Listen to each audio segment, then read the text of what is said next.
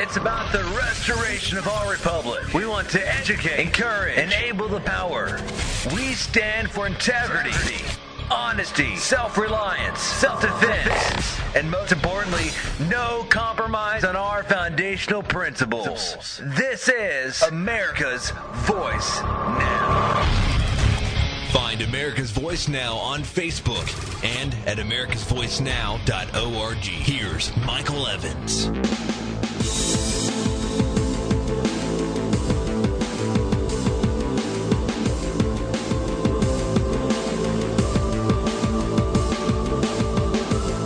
Good morning, America. You're listening to America's Voice Now. My name is Michael Evans. I'm your host here this morning. Kind of unusual because I'm your host every morning. We're going to cover a number of topics this morning that I think are indicative of what's happening in our country. You know, our goal is to bring new information to you, educate you about what's happening around us so that we can drive you to take grassroots motivated activation. We want action on your part because if we do not participate and play a role in our republic, it will go into the dark night and we will follow it. Our purpose is simply to educate you about how to identify what you're hearing and seeing every day in the news media and find alternative news media sources that do a better job of explaining to you what's going on without the propaganda, without the government-sponsored and ideologically sponsored propaganda. But it's up to you to be a critical thinker and to evaluate all of the aspects of the things that you find and learn, regardless of what source they come from. You must read and learn and find information that is in agreement with you, your predisposed biases. But in addition to that, you must find also that information which you don't agree with. Watch, read, listen, and learn to both. Then and only then can you formulate your own opinion, which will not be the parroting of someone else's. You have to be careful about that, because if you do parrot someone else's opinion, your own opinion is invalidated. You don't have one. You're just reiterating what you heard from someone else. It's important that you have the ability to substantiate and defend the ideas and the thoughts and the concepts that you have. And there's no way to do that without actually having enough grounded information so that your ball of knowledge is solid all the way through. Okay, we're going to tackle a couple of issues. One, the media is out there blasting us with this issue about spying on the NSA spying on our allies. The NSA is actually denying that Obama knew that we were spying on Angela Merkel. She's the German leader. Also Brazil, also France, so forth and so on. Well, my argument with that is twofold. One, if he knew about it, first of all, I don't believe for a moment that the people in the NSA do not report back to the White House and report back something as significant as, by the way, we were listening to Angela Merkel's phone calls, and here's a list of what they are, and here's the ones that you might want to hear about. Otherwise, why are we doing it? So everyone involved, if the president didn't know, should be charged criminally as rogue agents. It's a lie, because the truth is, nobody thinks in this organization and this government and this administration that they have the authority to monitor an allied president's phone calls for almost 10 years without presidential knowledge. And this predates Obama, by the way. Secondly, if Obama didn't know, it's criminal malfeasance on his part for not knowing. And if he did, it's criminal malfeasance on his part for actually participating. So either way you go, the guy is completely exposed. Our second topic is going to be about Benghazi. 60 Minutes did a special on Benghazi the other day. And for the record, it was a light touch. I mean, there were some things where they exposed the fact that you were lied to. The American people were lied to about Benghazi. But and they admit that it was a planned and sophisticated attack by Al-Qaeda. But they don't really express, I think the real goal of this thing was to give themselves cover for and being able to say, well, we did address Benghazi. But notably, it's just in time for the cover-up to begin. And the goal here is to cover up and give Hillary Clinton some plausible cover as she gears up for a 2016 run. And what I wanted you to do is I want you to see this. I put a link up to this 60 Minutes episode on our website and on our Facebook page, and there'll be a link to it in this story in YouTube in the comment section, in the body of the. I want you to look at it, and I want you to watch the manipulation machine as they begin the process of giving plausible cover. What I want you to do is utilize this 60 Minutes episode as an exercise in critical thinking skills, because those people who are critical thinkers will listen to this, but not, you've been trained all your life to just absorb and believe what you're told. And I want you to change that thinking. We're going to get into that when we talk on that topic. That'll be our second segment. Our third segment is a new push that is on by states and the federal government to track and tax you based on a black box in your car. If this is news to you, well, I'm not sure what to say. But I've reported about this before. The goal is to put a black box in your car where they can monitor your mileage and then tax you like they tax a truck driver. Now, there's two reasons why this matters. One, it is a new form of taxation that will invariably cost you money. The more important aspect of this is that it's a tracking device. And again, this government is all about what can we do to control every aspect and to know every move everyone makes. I get it. It's like drinking out of a fire hose for them. But at the same point in time, they really don't care. They're just interested in indoctrinating you into the concepts and the principles of manipulation and doing what you're told. And that's more important to them than the actual data that they'll gather from it. As time marches on and the United States of America becomes further entrenched in the concepts of fascism and state monitoring and state oversight, then they can utilize that information in some manageable form. But right now, their goal is to get you accustomed to being tracked, being monitored, everything that you're doing. Recognize that all totalitarianistic and all authoritarian governments have the same goal, which is to make the people fear them. And part of this black box and the tracking of the phones and the NSA and all of that is to do that. It is to get you to the point where you say, I am powerless before the mighty state. We're going to talk about that in further detail. And our fourth topic here is going to be immigration and how this is the straw that should break the camel's back. Immigration, there's a massive push on it. And right now, there is a massive lobbying campaign being done by evangelical pastors, large corporations who are all talking about either the moral imperative or the religious aspect or the issue of we need people to fill these jobs.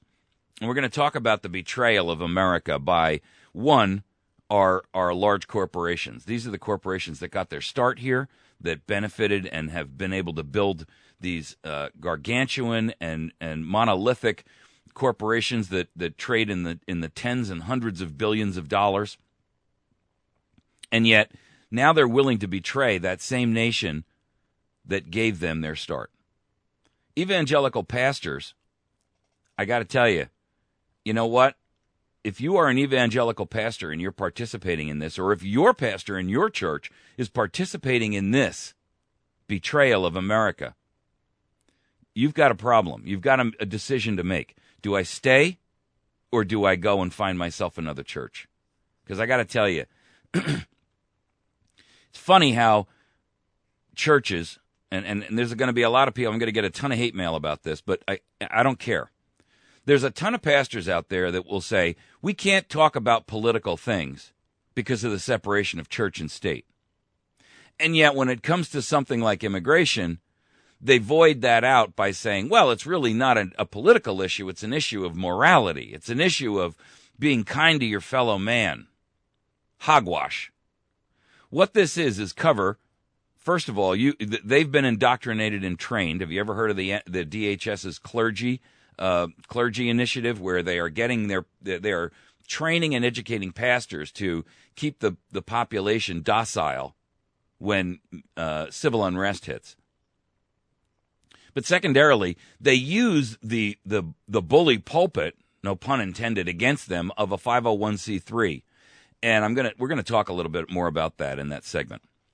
All right, let's get on our first topic here before time gets too much further. Today is the 28th. It is Monday, and it is October. We are late in the year, early part of fall.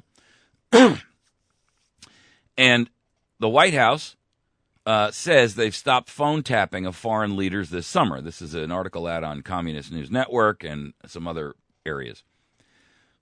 What they're trying to do is say that the president, when he learned about the NSA tapping the phones of world leaders, immediately ordered a halt in his most vociferous and leaderly voice. You can't do that, he says. Hogwash. Nonsense. He knew exactly what they were doing. He's the one who placed the order for it. And anyone who says otherwise is either misled or lying to you. There are 35 foreign leaders that have been exposed as being wiretapped. Now, this is disclosed because Snowden has come out, and he's the guy who's kind of, engendered all of this information and all the discussion surrounding these issues. A lot of people call him a traitor. A lot of people call him a hero. I don't think he's either. I think he's a patriot. I think he understands and recognizes how far down the rabbit hole we've fallen.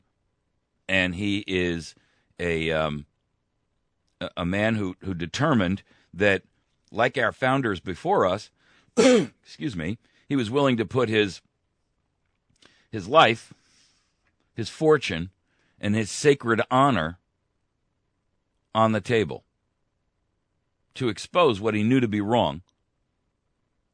I don't think he had some personal ulterior motive. I think he knew that he was destroying his life.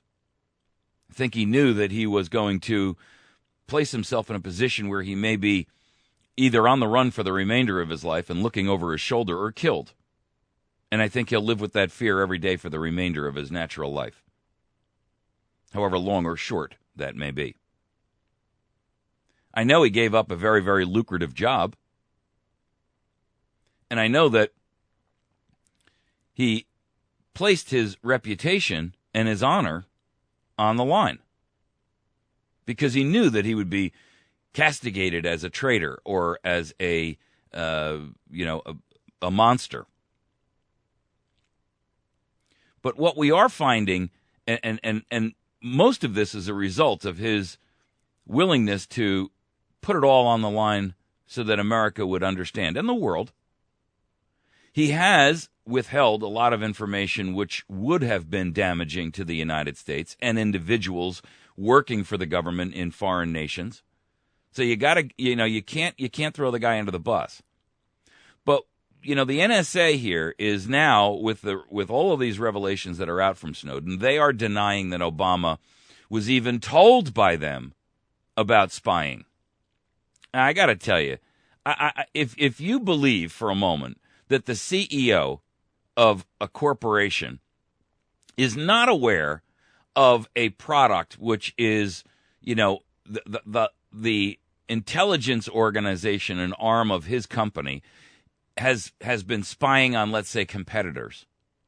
And he's not given a routine informational update about that and who those competitors are, you really don't understand the model of corporations and how business operates. And if you believe for a moment that this president was completely immune to the knowledge and the information that was being gathered here, and on whom, then you really don't understand how government works. The truth of the matter is, this president, if he did not know, that was malfeasance on his part for failing as the captain of the ship, as the leader of the nation, as the leader of the free world. It was malfeasance on his part and a crime against humanity which happened under his watch. That's undeniable.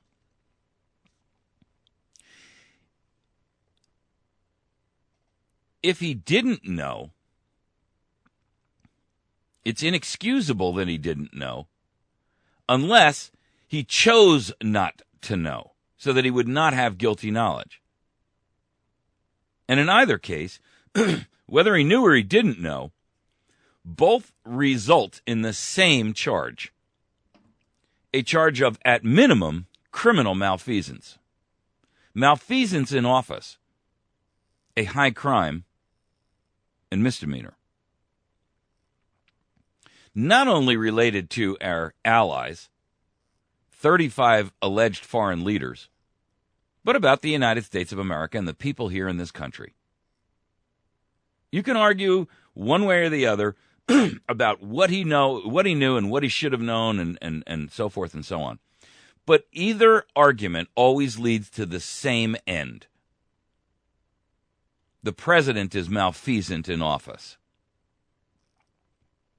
This is not the first time that we've heard the president say, I didn't know any, I read it in the papers like the rest of you. And with all due respect, if that was the case, the first time that he had to say that, mea culpa, in front of a camera in the press, the first time that he had to admit that he was the leader who had no idea what his troops were up to, he had an obligation to then go in and gain control of the situation and end that position, that situation,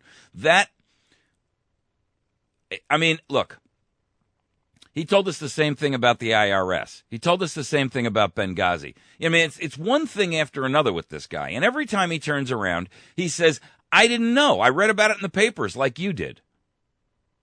Well, with all due respect, if I were running the largest nation and the pillar of the free world, the first time I had to make that statement, I would have had an all hands on deck meeting, and I would have said, now look, here's how this is going to work. The next time that I am in front of a camera and I have to say that, every head in this room is going to roll. I want to know what all of you are up to. If it's bordering on illegal, I want to know about it. If it is illegal, I want to know about it. If you don't think it's illegal, I still want to know about it.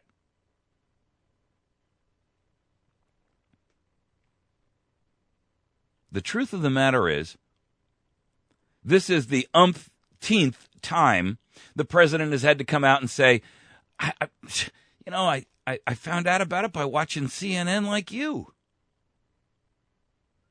And I have to tell you, that's getting old. Either way you deal with this situation, we have effectively eviscerated our relationship with our allies. We have destroyed our credibility nationwide, right here in our own home country. That the president himself has destroyed his own personal reputation. He's a failed leader. And there's no excuse for saying, I didn't know. If I were the president, I get it that the people around him say, there's certain things we can't tell him so that if he's asked by the press, he can say, I had no knowledge. But I got to tell you, that is an excuse that is inexcusable. That is defending the indefensible. Because we're not talking here about, some kind of a civil lawsuit or something like that. We're talking about the value, the history, the relationships, our foreign policy. We're talking about things on a global scale here that move entire mountains and oceans. And he doesn't have a right to say, I didn't know because I didn't want to be told. Our relationships with our foreign allies are so critical to our entire nation that his willingness, if in fact it existed, to not be told by choice so that he would have the ability to say, I really didn't know, bears no value. It carries no water. It's like trying to carry water in a sieve. He doesn't have a right to do that because our nation is what's at stake here. And his first and foremost obligation is to protect and defend the United States of America.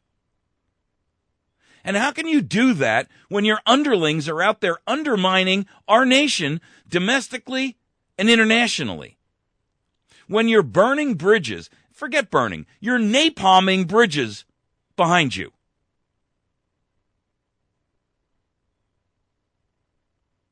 One official from the intelligence community says the president doesn't sign off on this stuff. Well, no, we don't expect the president to sit there and sign every little order. But let's not be naive enough to believe that he's not giving updates on what's going on. And if he's not getting updates on what's going on, then everyone underneath him ought to be removed from office for their malfeasance, because they have a fiduciary responsibility to not make those decisions themselves, but to make those decisions to allow the president to make those decisions. I mean, look, if you're the CEO of a large corporation, do you allow your vice presidents to go out there and create mergers and acquisitions without informing the company?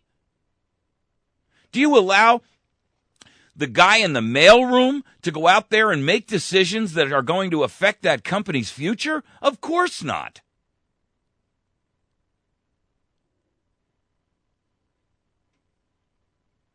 And it's inexcusable in either respect to sit there and say, we didn't know we were monitoring the Spanish. 60 million phone calls in 30 days. 120 billion phone calls globally. What? 3.5 billion of them right here in the United States, I might add. France, Germany, Spain, Brazil, our allies, our friends. These are the people that we go down and say, hey, what are we going to do about this crisis going on over in country XYZ here? Tell me that's about terrorism. Tell me that that's what this is about. Because that is the alleged, or started out to be the alleged reason why NSA spying was going on in the first place.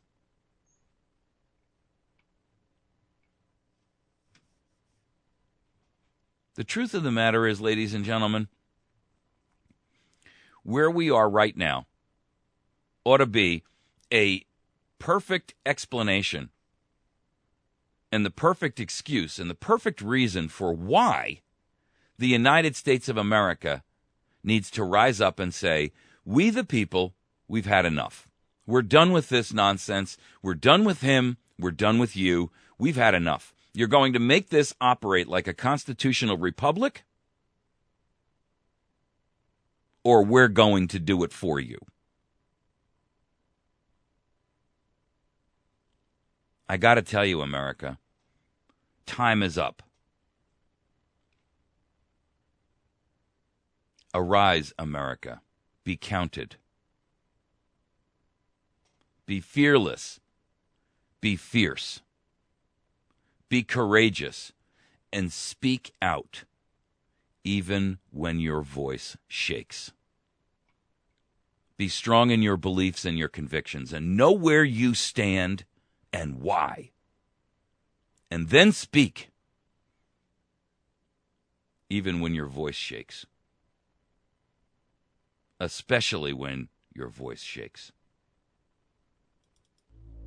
You've been listening to America's Voice Now. We're going to take a quick break. When we return, we're going to talk about Benghazi in the episode on 60 Minutes over the weekend, in which they are throwing their journalistic integrity on the line. Why do you say? Well, because if they didn't do a good job of this, and I'm going to let you make your own decision about that, then they have exposed themselves as a journalistic mouthpiece for the administration. And I think what you're going to see is that they failed in their efforts. But I'm going to let you make your own decision. I also want you to understand and recognize it for what it is. A lot of this is giving cover for an upcoming 2016 election. We'll be back in just a moment. You're listening to America's Voice Now.